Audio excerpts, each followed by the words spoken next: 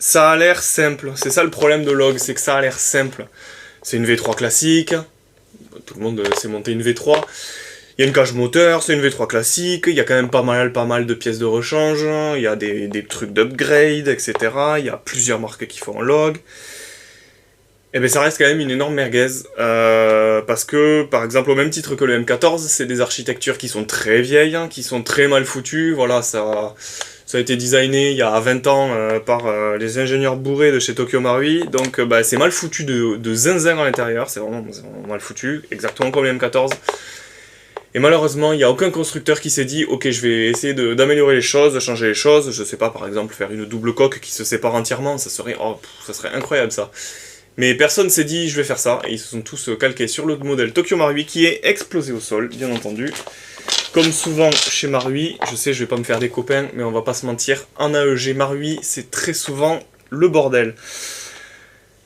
Donc, je vais le redémonter, le redémonter, tout simplement parce que, il y a pas longtemps j'ai installé un Aster là-dedans, un Aster V3.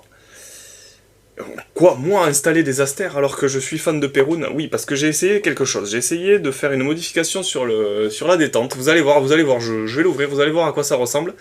Modification qui fonctionne... Sauf que l'aster, ben, c'est de la grosse merde. C'est un Aster 2, hein. C'est pas un Aster 1, c'est un Aster 2. Je me suis dit, vas-y, je vais tenter. C'est vraiment un des pires MOSFET que j'ai installé de ma vie. Alors... c'est probablement parce que c'est sur un OG. Voilà. Sauf que, là où Gate, c'est un peu des... Voilà. C'est que l'Aster, il est censé gérer l'OG. Il y a un mode OG dans le Aster. C'est paramétrable. De l'Aster V3, il y a un mode OG. Sauf que ce mode OG, il est explosé au sol. Il marche mal. Il y a très peu d'indications. Il y a des modifications à faire pour que l'Aster comprenne ce qui se passe. Elles ne sont pas indiquées dans le manuel. Donc si jamais vous voulez mettre un MOSFET gate dans votre OG, en fait non, allez vous coucher et ne faites pas ça. C'est vraiment le pire MOSFET que j'ai eu de ma vie. Pour l'instant, le pire MOSFET que j'ai eu de ma vie. Je pense que c'est à cause du fait que c'est un OG. Je le répète, voilà, généralement les Aster ça marche plutôt bien. Les gens disent « Ouais, ça marche bien les Aster ». Ben, franchement, moi de tous les Aster que j'ai installés, que ce soit des V2, c'était le 1, c'était pas le 2, j'ai installé deux Aster V2, non, deux Aster V2, oui, génération 1, et un Aster V3, génération 2, et peu importe, les trois que j'ai touchés, ça a toujours été de la grosse merde, genre vraiment de la putain de grosse merde. Donc, la base, c'est un OG Novritsch. J'avais un talon de crosse avec marqué Novritsch dessus, voilà. Novritsch. C'est un OG Novritsch. Pourquoi j'ai pris un OG Novritsch? Ben parce que c'est le meilleur en fait, tout simplement. Pourquoi c'est le meilleur? C'est une base Jingong qui est déjà le meilleur OG. Il y a aussi le OG Begadi qui est aussi une base Jingong qui est très bien. Tout simplement parce que le corps il est en nylon fibré.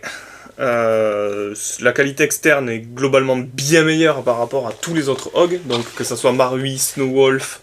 Il y avait quoi? APS. APS et Army, c'est la même chose. Il y a le Army, c'est un APS. C'est exactement la même chose. Donc, inutile de vous dire pourquoi le Army n'est pas bien. Parce que c'est un APS, en fait. Donc, le meilleur, c'est le Novritsch. Tout simplement parce que c'est déjà la meilleure base.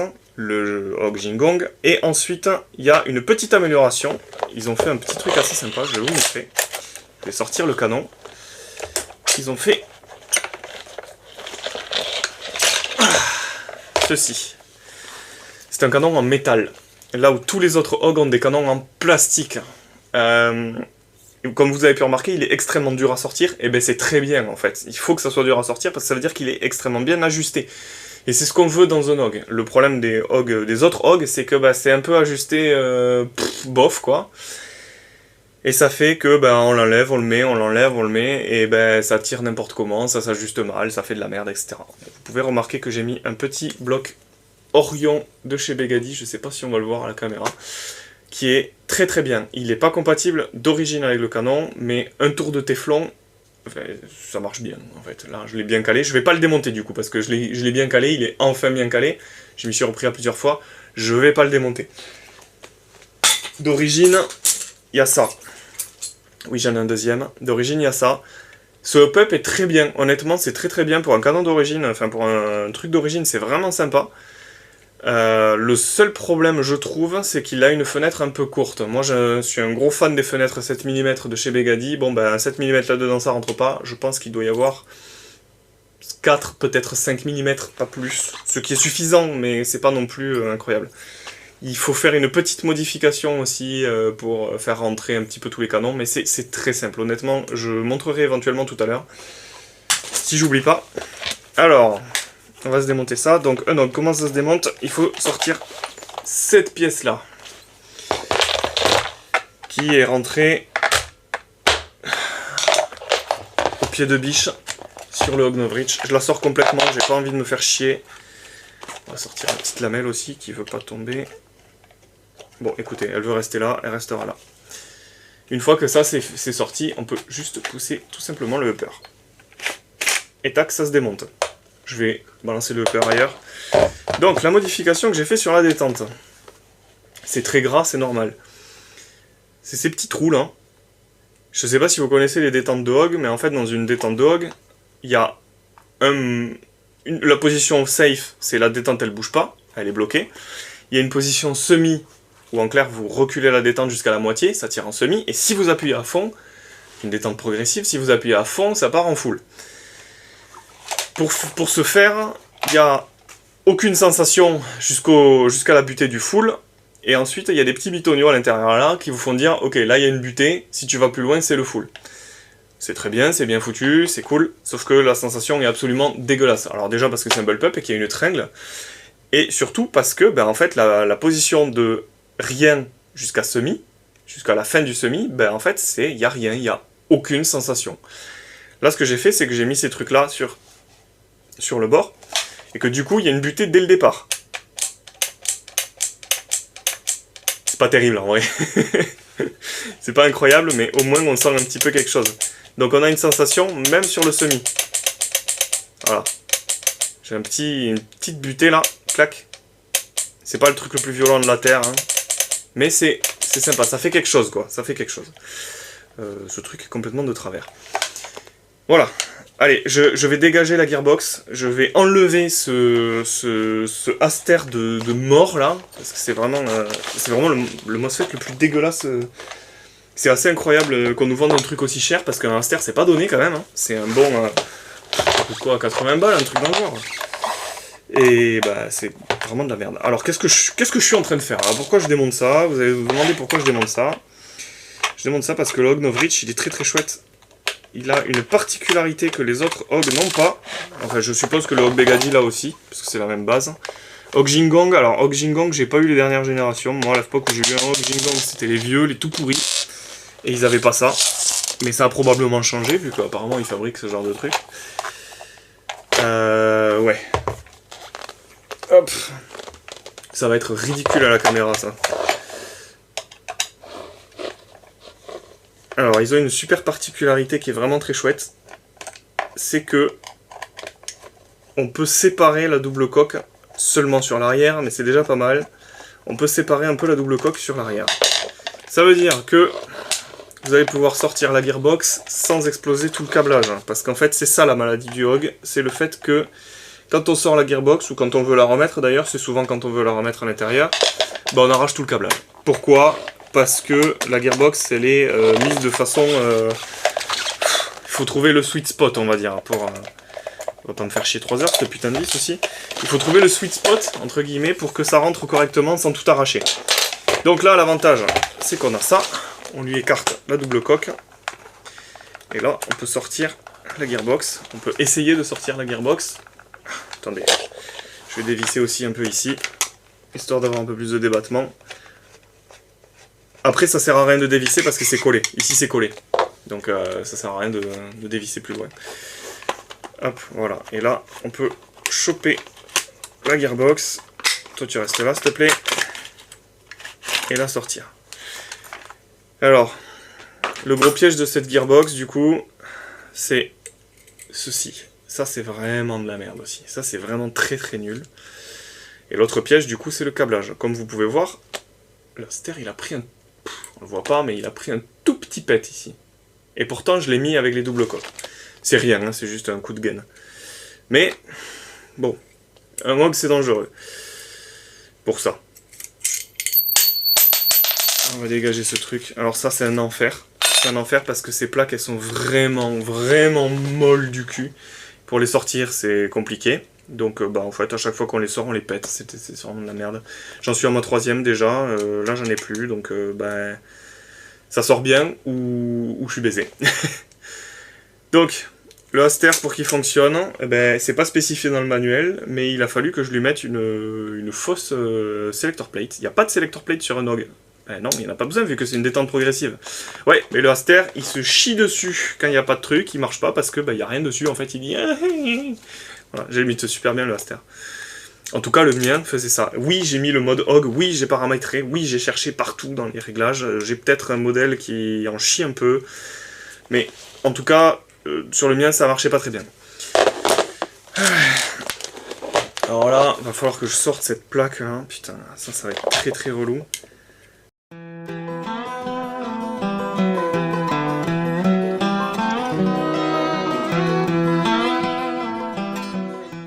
Il y a certaines personnes très illuminées qui nous disent tout le temps que la V3 est mieux que la V2. Que la V3 c'est plus pratique, il y a une cage moteur, etc. Eh ben, moi je vous dis que la V3 c'est vraiment gaze. Cette espèce de plaque au-dessus là, c'est vraiment de la merde. Et me dites pas que c'est juste sur log, parce que sur les AK c'est pareil. Il y a cette plaque à la con là dessus qui est vraiment... Putain mais ils auraient pu mettre des vis quoi. Je suis en train de... je suis en train de tout défoncer. C'est vraiment... Cette plaque est vraiment nulle à chier. Genre vraiment c'est... Encore une fois une bonne idée des gars de chez Tokyo Marui. Là, ils auraient pu mettre une vis franchement. Juste une vis ici, j'en sais rien. Faites un effort quoi. Donc les V3. Les V3, qu'est-ce que c'est? C'est comme une Gearbox V2, mais avec une plaque merdique au-dessus. Une détente à chier, mais vraiment à chier sa mère. Et une cage moteur. Voilà. Donc pour les gens qui savent pas faire un calage dans une poignée de M4, bah c'est bien. Pour les gens qui savent faire un calage dans une poignée de M4, c'est pas très compliqué à apprendre. Bah en fait la V3 est juste moins bien quoi. Il y a des gens qui disent aussi que la V3 est plus solide. Que la V3, elle casse pas ici là, comparé à la V2. Si on sait choisir une tête de cylindre, si on sait monter une tête de cylindre, si on n'achète pas une tête de cylindre max, une V2 ça tient, il n'y a aucun souci. Il y a des V2 qui prennent 4 joules dans la gueule pendant des années et qui bougent pas. Hop. Voilà, alors ça on va le poser. On va pouvoir regarder ce qui se passe un petit peu à l'intérieur de la gearbox. Alors normalement tout est bien monté, il y a le calage est bien fait, etc. J'ai pas revérifié tout à l'heure, mais... Hop. Alors... Cette merde là, ça c'est vraiment de la grosse merde. Alors, regardez-moi ça quoi. Voilà, les gens V3 là, on vous voit être tout fiers des V3, mais en fait vous êtes fiers des V3 parce que vous avez jamais démonté une V2, hein. C'est une dinguerie, c'est vraiment une dinguerie. Hop, le pré-cooking très performant du Aster, c'est totalement faux. Mon Aster ne gérait que très mal le pré-cooking. C'était ridicule pour un MOSFET à 80 balles. Pour tout vous dire, le MOSFET ATM que j'avais dans une V2 marchait mieux que ça. Encore une fois, je le redis, c'est probablement parce que c'est log. Log est toujours un petit peu différent. Hop. Je vais juste récupérer le washer qui est là. Il est transparent. C'est celui du Pérou à la base. Allez, sors de là, toi. On veut plus te voir, t'es moche. Dégage de là. Désolé, Gate, si vous voyez ma vidéo un jour. Je vous aime bien, mais pas là. Hop, tu dégages. Ça sera donné ou revendu. Hop, comme vous voyez, le câblage du Pérou a déjà pris un petit peu cher. Étant donné que c'est un putain de hog et que les hogs c'est con. Hop. Alors vous m'avez juste vu sortir le Aster, mais alors vous m'avez pas vu le mettre. C'est une horreur. C'est vraiment, le câblage est rigide comme pas permis. Donc bah, ça galère beaucoup. C'est vraiment pour le mettre et pour le sortir. Pour le sortir, ça va. Il suffit de tirer comme une brute. Mais pour le mettre, c'est insupportable. C'est vraiment insupportable. Il faut plier le câblage dans tous les sens. Ça veut pas rentrer dans la coque. C'est vraiment... Je crois que je vais arrêter de me plaindre du Aster, mais... Il y a plein de gens qui ont des Aster et ça marche bien. Hein. Vraiment... Tous les gens qui ont des... Ça vient d'origine dans certaines Specna, même dans des VFC. Je crois qu'il y a des VFC avec des Aster maintenant. Non, franchement... je comprends pas comment les gens... n'ont pas des problèmes. Moi, chaque fois que j'ai touché un Aster, vraiment, c'était une catastrophe, quoi. C'était vraiment une putain de catastrophe. Là, ça se passe bien, je sais pas, le Perun, ça... Je sais pas. Je crois que c'est le karma, il doit y avoir une histoire de karma dedans, ou un truc comme ça, mais... Je sais pas, le Perun, ça marche bien, quoi. Tu le mets, ça marche. Et puis, t'es content, voilà. Hop. De petits ressorts.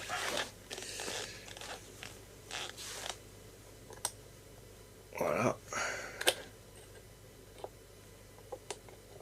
Alors je mets pas d'anti-retour, parce que j'ai un moteur Solink V5. Je l'ai déjà présenté dans les premières vidéos. Ça, il n'y a pas besoin d'anti-retour. L'anti-retour, il est intégré au moteur. C'est fantastique. Pour bricoler, c'est vraiment fantastique. Hop, est-ce qu'on n'a rien oublié? Pas besoin de détente avec le Perun. La détente, elle est à l'extérieur. Les gears, ils sont là. Le piston, tout ça, c'est bon. Hop, il y a encore quelques chimes là-dessus. Hop, oh là là, quel bonheur. Pas besoin de gérer cette putain de détente. Enfin, ça là, ça c'est vraiment de la merde, les gars. Les Pro V3 là, arrêtez, hein. Vraiment, ça c'est vraiment de la grosse merde. Hop. Oupsie.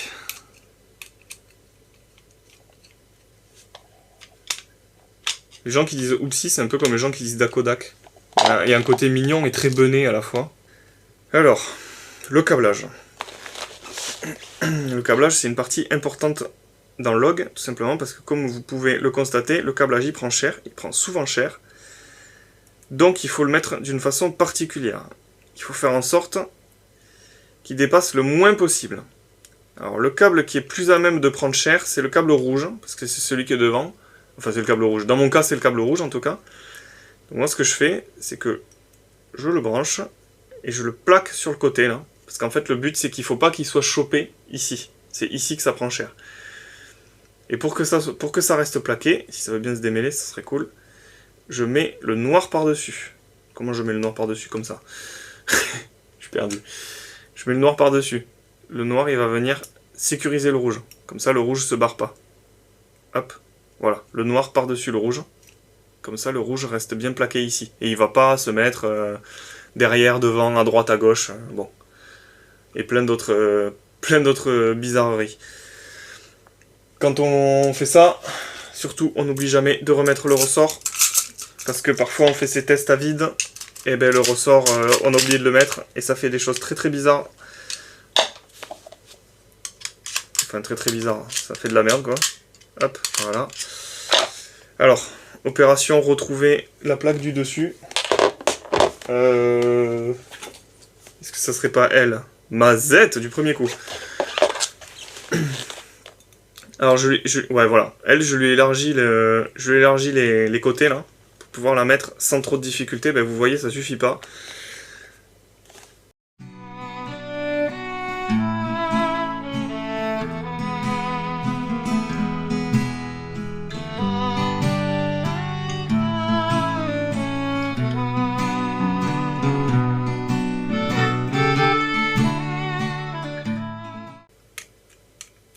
C'est fou, hein, on a inventé la vis sur la Gearbox V2, et puis à la Gearbox V3, on s'est dit, ouais, le clip en métal, c'est pas mal. Hein. Hop, allez, ça ira. Je crois.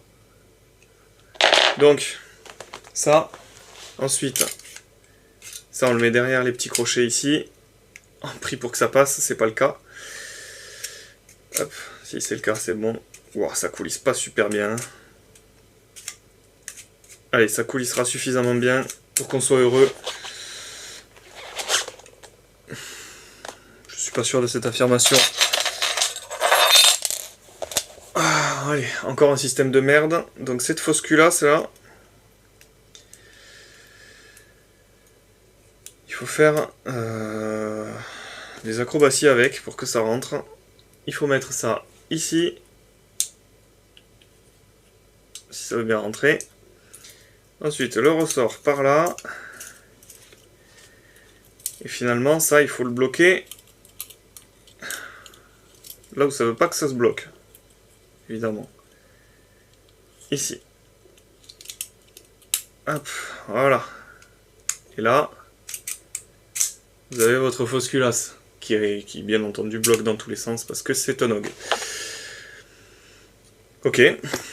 Donc là, on a notre gearbox qui, normalement, est prête à être insérée dans le corps. Le corps, il est où? Il est là. Pour le Perun, il va falloir installer, dégager un truc déjà, c'est la tringle. La tringle, on n'en a plus besoin avec le Perun. Tu sais quoi? On va faire ça comme ça. Hop. Je vais tout sortir comme ça sera beaucoup plus visible et beaucoup plus simple.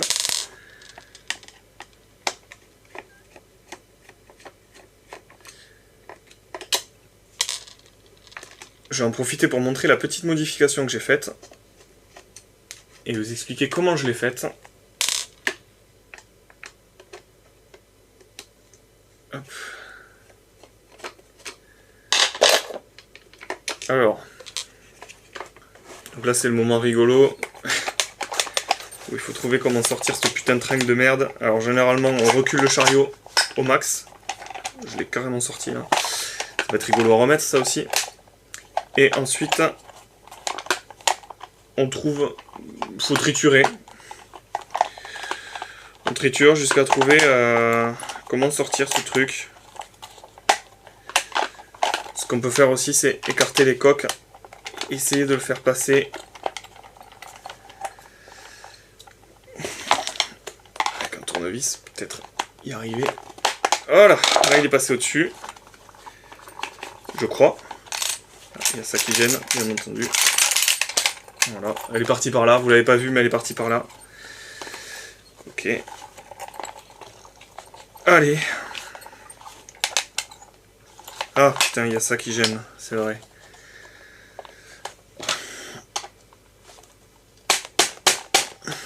Bah évidemment.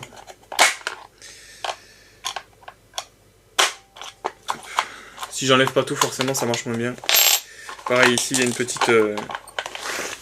Ça, faut pas le perdre. Et là... j'adore Tokyo Marui, j'adore les OG, c'est trop bien. Les ingénieurs japonais. Oh putain de merde, c'est chiant, voilà. Donc, on enlève ça. Putain, et vraiment un enfer. Hein. Je vous donne envie d'acheter des OG là ou pas?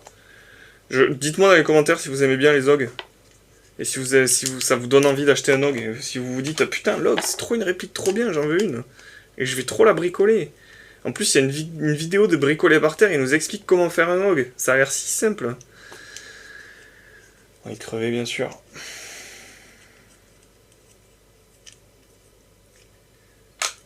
Donc ça, on n'en a plus besoin.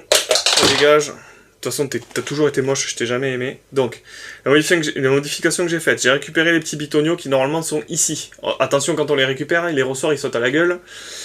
Donc j'ai fait une découpe ici à la Dremel, j'ai mis les ressorts avec les bitonios dedans, j'ai fait un trou sur le côté de la détente, je vais pas tout démonter, vas-y, hein, j'ai la flemme. Hein. J'ai mis beaucoup de gras. J'ai fait un trou pour que ça accroche dedans, et donc en fait, quand on l'utilise, hop, vous voyez peut-être les petits bitonios qui bougent. En dessous, j'ai collé du scotch. Alors, quand je dis j'ai collé, c'est j'ai mis de la cyano et j'ai collé le scotch par-dessus. Pour que ça tienne, c'est juste pour pas que ça tombe par en dessous. Parce que bah, c'est creux, un OG, donc quand il y a quelque chose qui veut tomber, ça tombe dans tous les sens. Voilà. Alors, pour monter le Perun, il vous faut ces deux pièces-là. Donc ça va être le petit aimant qui va déclencher. Et ça va être la board, le contacteur. Tac, ça se monte ici, tout simplement. Et ça, on peut le monter une fois que c'est installé dans la crosse. Donc, on va se réinstaller la crosse. Qu'est-ce que je vous ai dit sur le... Wouh! Ah! trop serré. Là, ça coulisse bien, là. Putain, la sensation est sympa, en vrai. Hop. Ok, donc on a ça.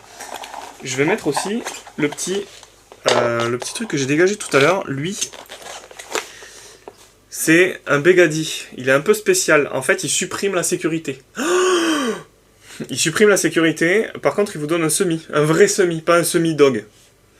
Le semi-dog, je rappelle, log, ça comment ça fonctionne, c'est une détente progressive. Si vous appuyez un peu, ça fait un semi. Si vous appuyez à fond, ça fait un full. Est-ce que c'est bien?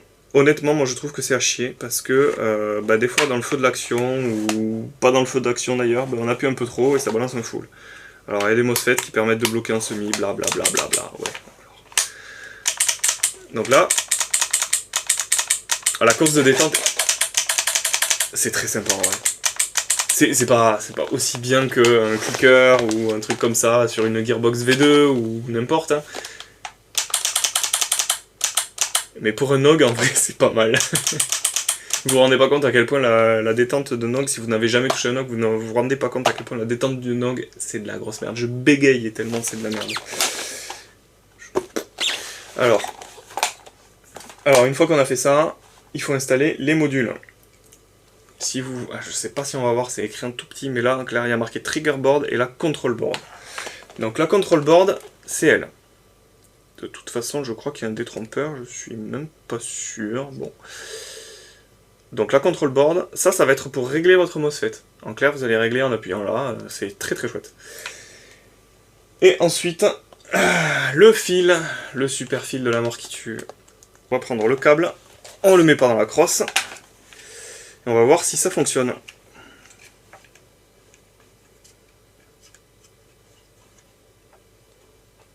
Hop.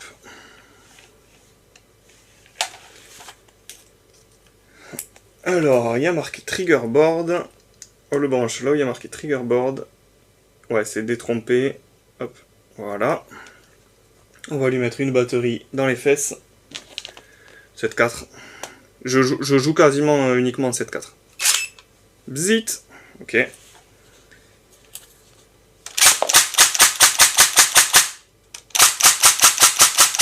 Parfait.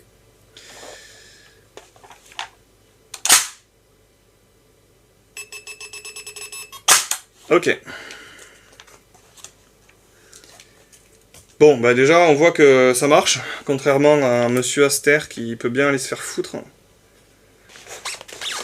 On se rappelle, quand on regarde la crosse de ce côté, on le met en dessous du chariot, côté droit. Côté droit, parce que quand le log est face à vous, ben, la board, elle a la prise côté droit. Hop, ça sort du mauvais côté, c'est pas grave, on se démerdera après. C'est juste pour voir si là, ça glisse bien.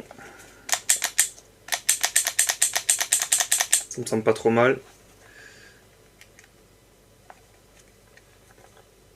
Hop, on rebranche ça.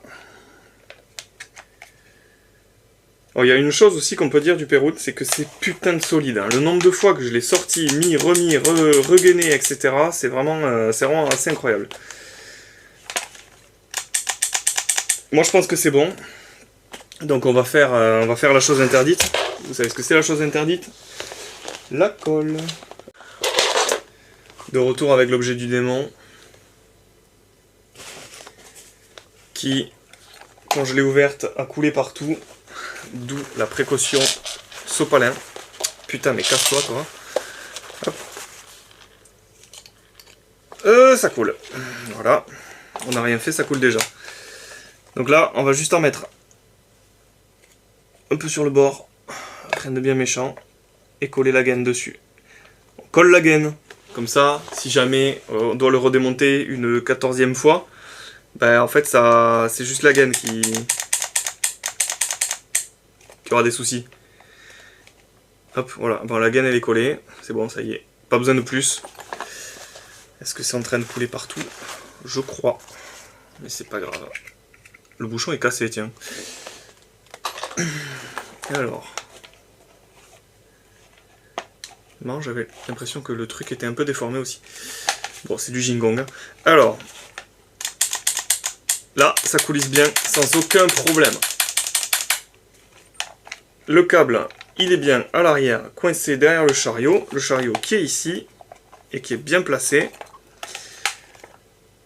Hop. Ça bougera pas trop, je pense. Ouais, ça m'a l'air ok. On va le coincer ici pour pas qu'il prenne le peur sur la gueule. Allez, c'est parfait. Donc maintenant, il va falloir remettre la gearbox. C'est le moment fatidique. Je vais vous expliquer comment remettre une gearbox sur ce genre de réplique. Donc il faut séparer la coque en deux, si vous pouvez. Si vous pouvez pas, je suis désolé, vous allez faire de la merde. Ça va être très très dur si vous n'avez pas de quoi séparer la double coque. Donc c'est pour ça que je vous conseille très fortement, si vous achetez un Hog, c'est cher, je sais, achetez un Overreach, pitié, achetez un Overreach.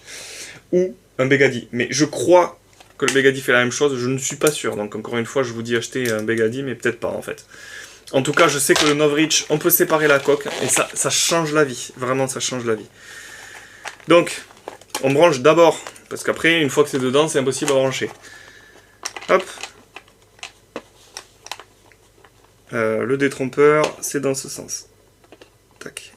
Voilà. Alors là, on n'a pas énormément de marge de manœuvre. C'est dedans, normalement, il n'y a aucun souci. Alors, là, il va falloir le rentrer en faisant gaffe. À la fois en haut et à la fois en bas. Donc là, le câble, il est en train de mongoliser. C'est pas très grave. Du moment que tout rentre. Alors, là, c'est le moment. Je sais pas si on va voir, il faut que je zoome bien fort. Là, c'est le moment où il va falloir faire très attention. Hop, voilà. Là, vous voyez, il y a un petit rebord en plastique ici. Je sais pas si on le voit, je vais vous montrer avec le tournevis. Ce petit rebord en plastique, lui, il a tendance à enculer les fils. Genre vraiment, c'est l'enculeur de fils, c'est lui. Pareil, la plaque qu'on va mettre à l'arrière, elle a tendance, il y a une plaque de verrouillage, elle a tendance à bien bouffer lui. Donc faites très attention quand vous remettez votre gearbox. Là, on a bien vu que le câble, il passe en dessous, il n'est pas en train de se faire bouffer la gueule. On peut serrer. Pour ce qui est du câblage, ça m'a l'air dégueulasse. Donc, le câble passe à droite. Donc on veut le câble à droite. Le câble... Je ne montre rien depuis tout à l'heure. Il faut qu'il passe comme ça. Là, un chargeur, il rentre. Parce que j'ai un chargeur sous la main. J'ai un chargeur sous la main. Il est vide. Voilà. Là, il rentre. Si vous le mettez en plein milieu et que vous ne le coincez pas, il va se barrer entre chaque rechargement et ça va être très très chiant pour vous. Donc coincez-le ici sur le côté du chariot. Il faut qu'il soit sur le côté du chariot. Côté droit, bien entendu. Il ne faut pas qu'il dépasse là-dedans non plus. Là, il faut qu'il passe en dessous. Je sais pas si on le voit à l'intérieur là. Il faut qu'il soit en dessous. Là, si je mets mon doigt, il est sous mon doigt. Je le sens sous mon doigt. Donc il faut absolument qu'il soit sous le doigt. Je vais d'abord finir ça. Donc là, on en profite qu'on puisse écarter. Pareil, la plaque, normalement, il faut la mettre dans le trou et faire levier. C'est le meilleur coup pour niquer ces câbles. Séparer le corps. Voilà, on met la plaque proprement, comme ça on sait qu'on nique pas les câbles.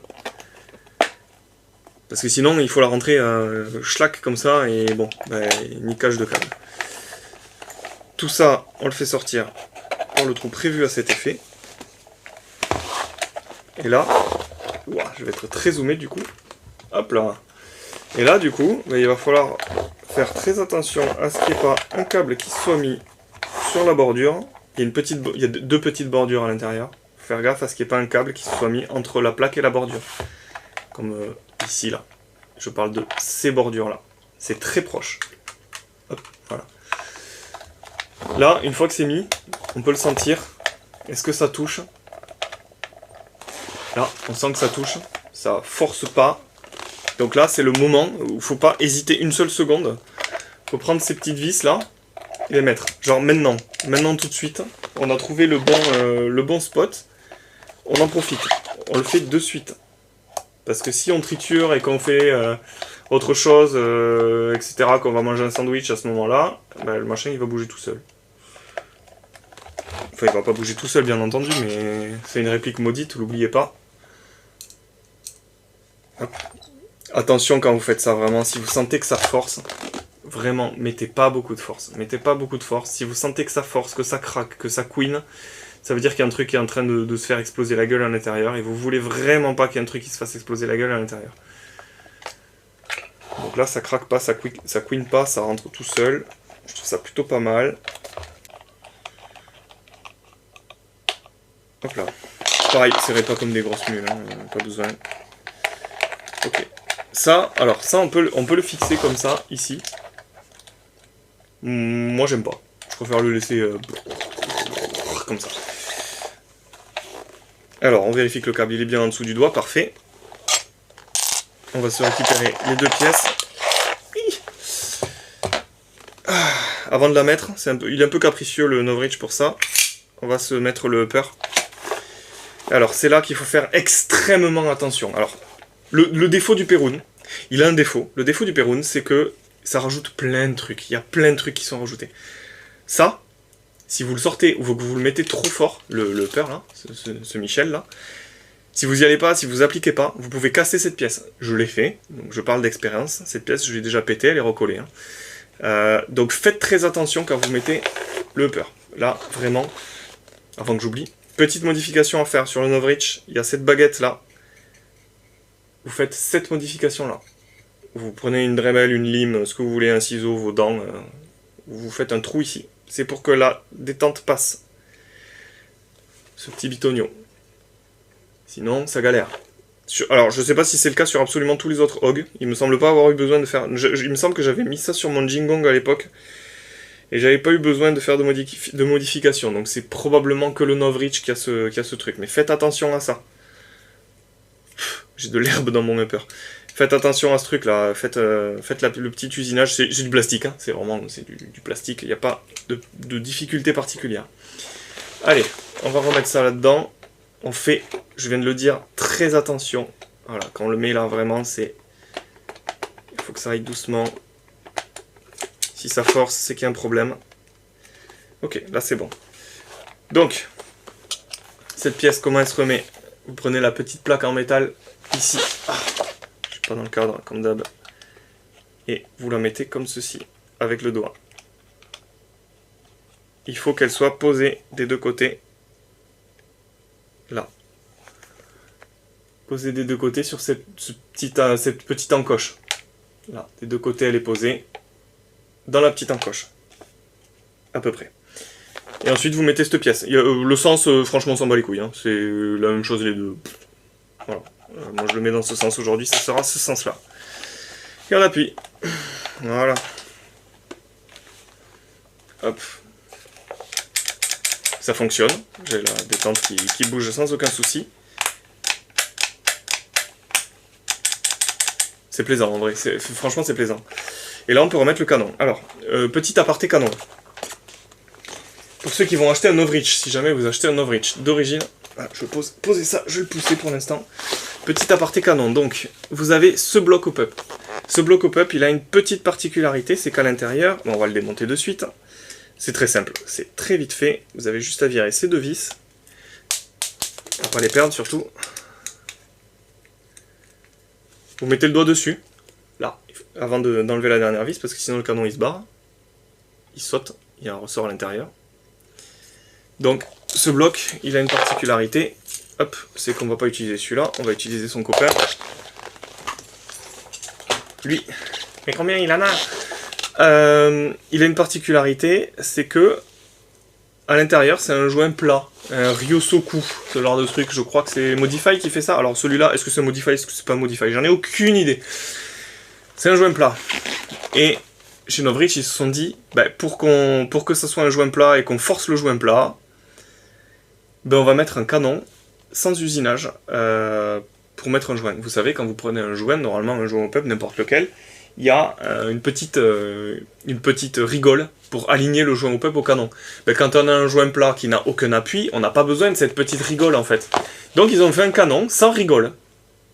Bah, c'est très dommage. Ça veut dire que le canon d'origine, vous ne pouvez l'utiliser qu'avec le joint d'origine ou avec un Modify Ryosuku. Ryosuku, je sais pas, je crois que c'est ça. N'empêche que c'est très simple d'acheter un canon normal.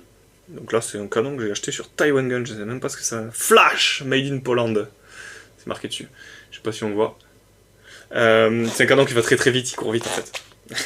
C'était pas ouf. Donc si jamais ce que vous pouvez faire, c'est prendre un canon normal, prendre un joint normal et mettre ça dans votre bloc, parce qu'en fait le bloc il est tout à fait compatible avec des trucs normaux. Et c'est un peu con qu'ils aient foutu ce canon, le canon d'origine en fait est irrécupérable si on veut changer le joint quoi, en fait, c'est dommage. Et à l'intérieur là, bah, c'est juste un joint qui se démonte tout simplement, vous enlevez cette bague, etc. Là j'ai mis un Quantum avec son appui à lui, et franchement ça marche nickel, ça marche très très bien, ce bloc marche très très bien. Je jouais beaucoup ça avant que j'achète le Begady. Le Begady est mieux forcément, parce que c'est les joints Begady, ils sont vraiment magiques.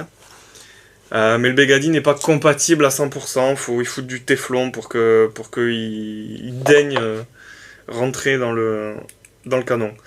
Quand vous revissez ces petites vis, en fait elles sont juste là pour retenir le bloc.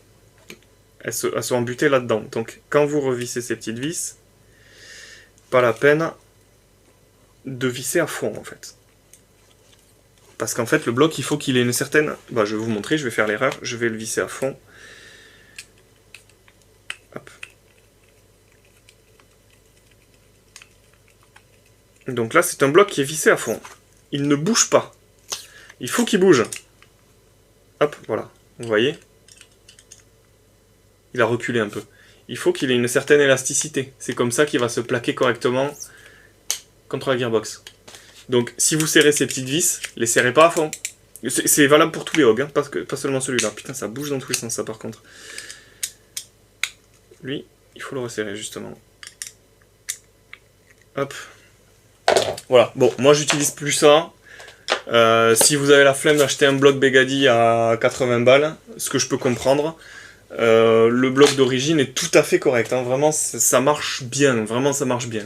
Je l'ai même utilisé d'origine, hein, pour vous dire. Je l'ai même utilisé d'origine pendant un petit moment, vu que ça fonctionne bien au final. Hop, le canon, on le met. Vous voyez comme il est ajusté. Là en fait il est en train de rentrer dans le upper. C'est pas le bloc qui bloque, hein. C'est pas le bloc qui bloque. C'est pas le bloc qui bloque, c'est vraiment le canon qui a une largeur assez conséquente, qui est très bien ajusté, on l'entend couiner là. Hop. Pour rentrer, vous reculez la culasse, vous appuyez sur ce petit bitonio ici présent, et ensuite vous pouvez remettre. Tac, voilà. Et là il est verrouillé. Et là l'avantage de ce canon vraiment c'est qu'il bouge pas, il est bien ajusté, je sais qu'il est bien ajusté quoi. Cette culasse à moitié reculée là, c'est pas terrible. Voilà. Donc là on voit qu'il est... On voit rien du tout mais moi je vous le dis, il est bien ajusté. Cette culasse va me casser les pieds. Ah, c'est dégueulasse. Putain, ça me fait chier ça. Bon, c'est pas grave. On va prendre la batterie. On va quand même vous montrer à quoi ça ressemble. Cette batterie rentre, hein, putain, pourtant elle n'est pas du tout au bon format. Non, elle rentre pas. J'ai pris la première qui passait pour vous montrer. J'ai d'autres batteries carrées qui sont mieux, qui sont faites pour. C'est pas trop mal. Donc ça c'est en semi en 7/4. Vous pouvez lire à l'envers. C'est en semi en 7/4, c'est quand même assez bruyant. Je mettrai de la mousse dans le trou de balle. J'ai pas mis de full. Mais ça peut se paramétrer. Ah bon, on va se faire on va se mettre un burst, tiens. Un burst sur les fesses. Alors, il suffit d'appuyer sur le bouton. 2 fois, c'est marqué là. Start. Alors, mode semi. Pull the trigger to switch mode. Ça, c'est binary. Semi, auto. On va mettre semi burst, voilà. Tic, tic, tic, tic. Donc là, on est en semi burst. Burst count, tiens. Combien? 1, 2, 3. Moi, j'ai envie de mettre 2. J'étais. Voilà, 2. Ce sera un burst de 2. Donc là, on a toujours notre semi. Tout à fait classique. Voilà, et là on a notre burst. Il y a toujours le premier coup de semi avant, hein, c'est normal. Et burst. Voilà. Rien de plus à ajouter. On va débrayer la gearbox. Hop. C'est un Perun, ça marche bien. Donc, entre Monsieur Perun et Monsieur Gate Aster, bah Aster c'est caca, hein, vraiment, vraiment c'est caca, je le redis. Peut-être que c'est peut-être parce que j'ai essayé de mettre ça sur un OG et que c'est pas fait pour. Spoiler, il y a un mode OG dedans, donc théoriquement c'est fait pour, mais c'est pas bien géré en tout cas. Entre ça et le Perun, il n'y a pas photo. On passe du meilleur MOSFET pour OG, le Perun, à la pire daube jamais faite pour un putain d'OG. Genre le MOSFET d'origine du Novritsch marche 10 fois mieux que ça en fait. Ça c'est... Je vous jure, j'ai jamais vu une gestion du pré-cooking aussi explosée au sol que ça. Je vous ai pas montré au début de la vidéo. Peut-être, j'ai filmé le moment où le pré-cooking était haché, je crois, je suis pas sûr.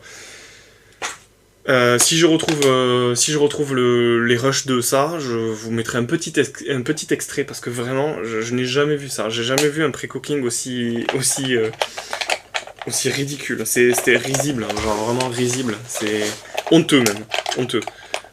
Après moi je préfère en rire, hein. C'est pas grave. J'ai mon Perun à disposition pour rattraper le coup, mais quelqu'un qui a pas beaucoup d'argent et qui achète.